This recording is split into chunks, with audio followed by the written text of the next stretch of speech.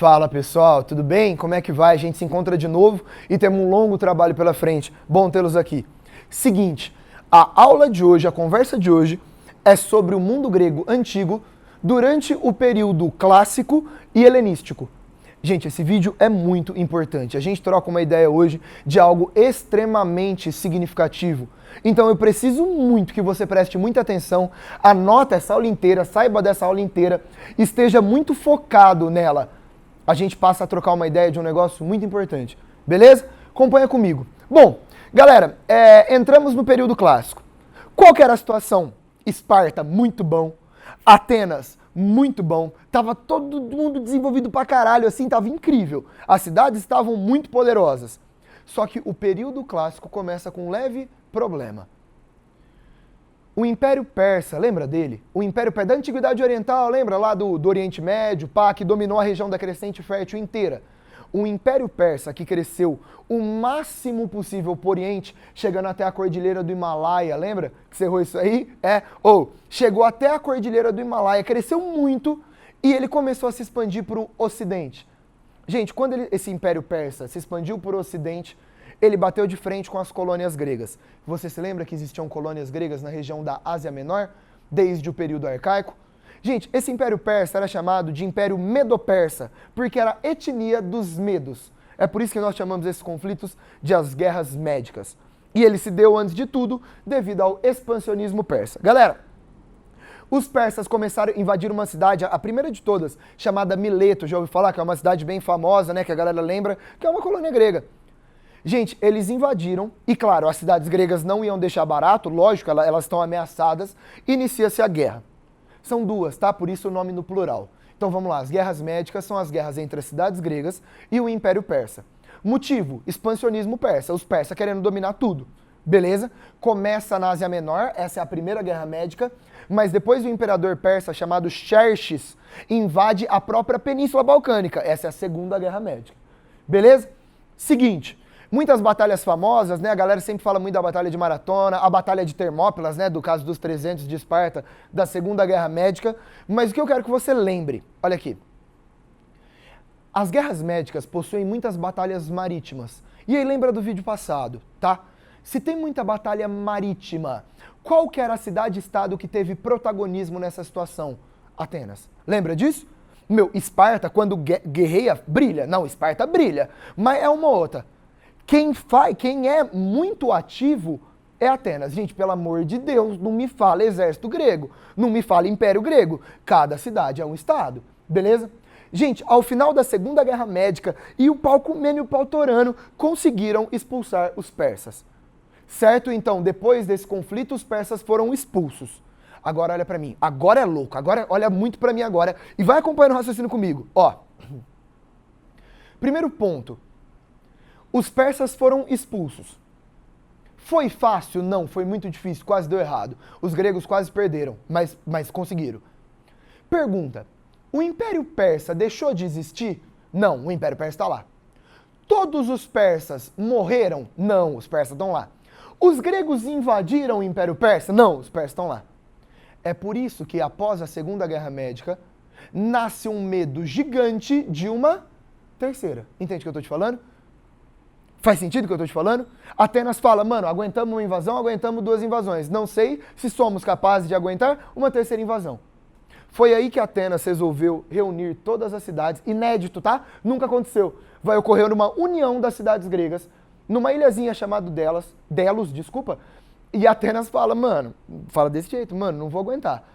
Porque se os persas resolverem atacar de novo, não vai dar certo.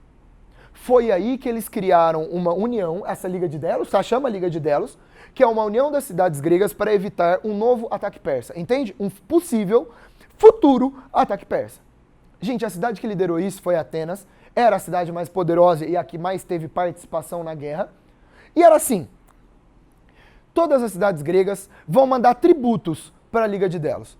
Mano, vai mandar navio, muito navio, tá? Era muito importante. Vai mandar uma grana, vai mandar arma, ou seja, você abastece uma espécie de estoque, que é a Liga de Delos, chamado Tesouro de Delos, viu? Aí você vai me perguntar assim, qual que era o objetivo? O objetivo, veja se você acompanha comigo, quando os persas invadirem, eles estarão prontos. Tá acompanhando meu raciocínio? Gente, olha pra mim, olha pra mim. Primeiro aviso, os persas entraram numa crise interna.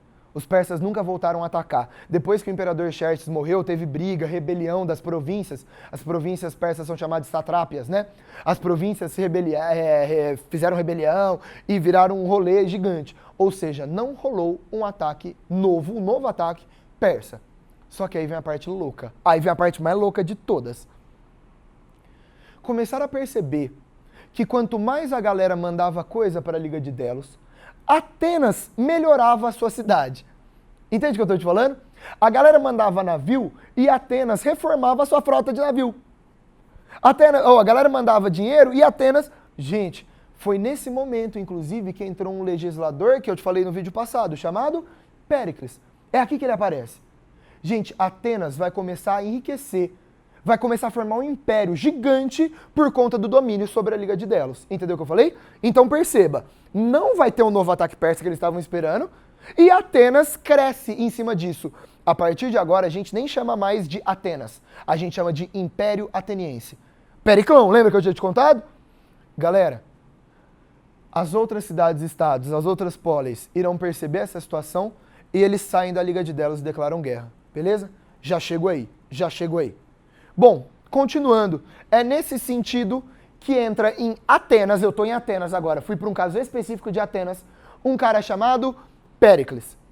Péricles foi o legislador durante o auge da história de Atenas. Lembra disso? Vem cá, vem cá. Foi ele que criou a democracia? Não. Mas ele que vive o auge da democracia. O cara que criou a democracia chama Clístenes. Demorou? Gente, o governo do Periclão é o auge da história da democracia, muito poderoso em Atenas. E olha que curioso, esse auge da democracia também é o auge do escravismo. A democracia ateniense só existe em cima da escravidão. Beleza? Porque para o cidadão ter essa liberdade de participação política, de se entregar para a vida pública, alguém trabalha. Portanto, o auge da democracia é o auge da escravidão. Ok? Bom, e como funcionava essa democracia? Primeiro ponto, gente, lembrando que isso é uma continuação direta do que eu tinha te falado em Clístenes, ok? Chega aí. Primeira medida, vamos aqui. Ele determinou quem é e quem não é cidadão. Primeiro, lembra das demos, que eram as divisões feitas pelo Clístenes? Portanto, primeira coisa para ser cidadão, você tem que ser residente numa demo. Beleza? Segunda coisa, tem que ser homem. Te contei que mulher sempre será excluída da cidadania. Livre, maior de idade e filho de pai e mãe ateniense. Tudo bem? Gente, presta atenção. Vou começar a falar e a listar a questão contrária. Quem seria, portanto, excluído dessa cidadania? Pessoas que não moram nas demos, mulheres, escravos, menores de idade. Ah, lembra disso, ó, não tem tipo 21, 18, é uma briga. Então não coloca número, coloca maior de idade, menor de idade. E se filho de pai e mãe ateniense é condição para ser cidadão, quem está excluído? Estrangeiros. Lembrando, como que eu chamo estrangeiro em Atenas? Metecos. Beleza? Essas são as pessoas excluídas. Voltando. Bom, democracia nada mais é do que um sistema, um regime político em que todo mundo que é cidadão tem exatamente os mesmos direitos iguais. Cuidado, viu? Não quer dizer que todo mundo é cidadão. Não existe sociedade no mundo em que todo mundo é cidadão. Democracia é quando tem muito cidadão e eles têm direito exatamente iguais. Gente, as 3 palavrinhas, chatinha, viu? Desculpa por isso, que definem cidadania igual são essas 3 aqui. Isonomia, que significa igualdade jurídica. Você é tratado de forma igual perante a lei. É uma lei só para todo mundo que é cidadão. Isegoria, direito de expressão durante a assembleia. Numa democracia, as pessoas têm que ter direito de se expressar. E se uma pessoa pode falar, você também pode. E claro, isocracia, que é direito político. O direito político não pode ser diferente. Se uma pessoa tem poder, outra pessoa também tem poder. É igual. Uma última medida, vou dar uma aprofundada agora, tudo bem? Uma última medida importante do Péricles, isso é muito específico, foi chamado de mistoforia, que foi um pagamento para quem participava da eclésia, a assembleia. Olha que legal. Como algumas pessoas elas iam sair para ir para a eclésia, para a assembleia, e elas perderiam um dia de dinheiro, de trabalho, de um comércio, sei lá, o Péricles começou a pagar quem ia para a eclésia. Acho que você concorda comigo, né? Isso é uma medida de uma cidade que tem dinheiro demais. Tudo bem? É nesse contexto que entramos na famosíssima Guerra do Peloponeso. Volta comigo então, ó. Acompanha. Atenas enriqueceu em cima da Liga de Delos. Concorda comigo? Isso gerou a revolta das outras cidades, porque Atenas enriqueceu em cima da grana das outras cidades. Esparta descobriu essa situação. E Esparta sai da Liga de Delos e leva junto todas as grandes cidades, tá? As cidades que ficam na Liga de Delos são as cidades que eram dominadas por Atenas, geralmente lugares pequenos. As grandes cidades pistolam e também saem da Liga de Delos. Esparta lidera a formação de uma nova liga, chamada Liga do Peloponeso. E aí a pergunta que eu te falo, mano, pelo o que você conhece de Esparta, Esparta vai resolver essa situação numa boa? Você lembra do espartano que bate nos outros? Gente, Esparta, com a Liga do Peloponeso, declara guerra à Liga de Delos. Inicia-se o famoso conflito Guerra do Peloponeso. Tudo bem? Uma guerra entre a Liga de Delos, liderada por Atenas, contra a Liga do Peloponeso, liderada por Esparta. Chega aí, agora parênteses. Cuidado, muito cuidado. Ó. Tudo bem? Tá olhando? Seguinte, você não pode chamar essa guerra de guerra civil. Você pode chamar essa guerra de conflito interno. Guerra civil é dentro do mesmo estado, porém no mundo grego cada cidade é um estado. Não chama de guerra civil. Galera, ao final de quase 30 anos de guerra, foi um regaço, tá? Ao final de quase 30 anos de guerra, finalmente Atenas se rende. Aí você vai falar, nossa, Atenas se rendeu e Esparta saiu bem. Não. A principal consequência da Guerra do Peloponeso é o enfraquecimento, a destruição das cidades gregas. Gente, Esparta, depois de um tempo, até tenta uma hegemonia, não rola. Depois Tebas, outra cidade, até tenta uma hegemonia e não rola. Portanto, a principal consequência da Guerra do Peloponeso é a destruição quase que completa, enfraquecimento demais dessas cidades. O que rola e qual que é a parte importante? Olha para mim, olha para mim. Após a Guerra do Peloponeso, fica muito fácil de um estado estrangeiro, externo, invadir e dominar essas cidades. Concorda? Facilita a invasão. É aí que aparece um novo reino chamado Reino da Macedônia e nós entramos finalmente no período helenístico. A Macedônia é um reino no norte da Península Balcânica, governado por um cara chamado Filipe II. E é Filipe II, após a Guerra do Peloponeso, depois de um bom tempo, tá? Que declara guerra às cidades e domina essas cidades. Olha que louco. O período helenístico é um período que eu não posso mais chamar essa cidade de cidade-estado. Por quê? Porque ela não é mais soberana. Ela faz parte agora do reino da Macedônia. Até aí tudo bem. Mas vou ter... última história que eu te conto, acabou na sala, mas essa história é muito louca. Vale a pena você prestar atenção. História famosa, já deve ter ouvido falar. Filipe II é o rei da Macedônia. Ele dominou as cidades gregas, aproveitando-se do enfraquecimento dessas cidades após a Guerra do Peloponeso.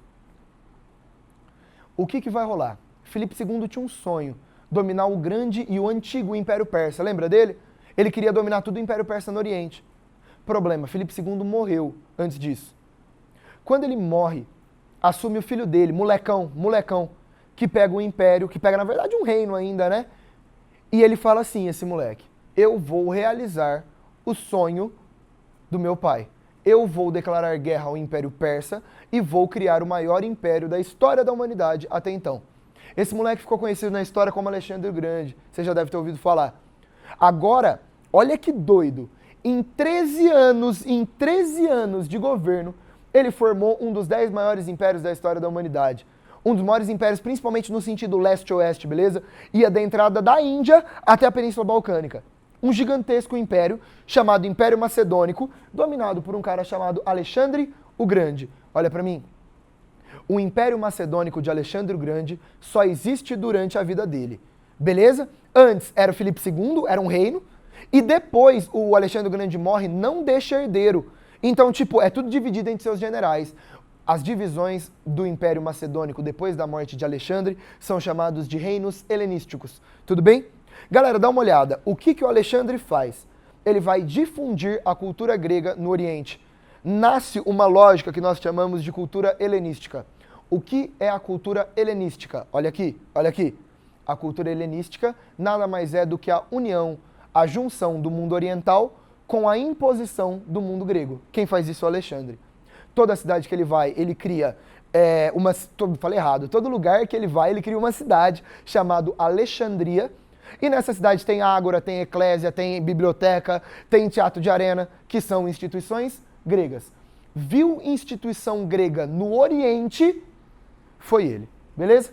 Olha o tamanho do seu império, dá uma olhada nisso. Meu, o império dele vai da Península Balcânica, lá no Ocidente, Mar Mediterrâneo, até a entrada da Índia. É muito gigante, muito gigante. No sentido... e pega o Egito também, olha lá. Muito grande mesmo. Após a morte do Alexandre, o seu império é dividido em várias partes entre os seus generais. Cada uma dessas partes são chamados de reinos helenísticos. Daqui a pouco tudo isso daqui vai ser romano. Beleza? Galera, dá uma olhada aqui no que eu coloquei. Calma, não assusta. Faça as duas listas que eu coloquei, que já estão postadas no Drive. Certo? Então, se você fez as listas, você está livre de fazer os exercícios da apostila. Tudo bem? Mas boa sorte. Que Deus te ajude. Gente, foi. Obrigado. Beijo. Até o próximo vídeo. Valeu.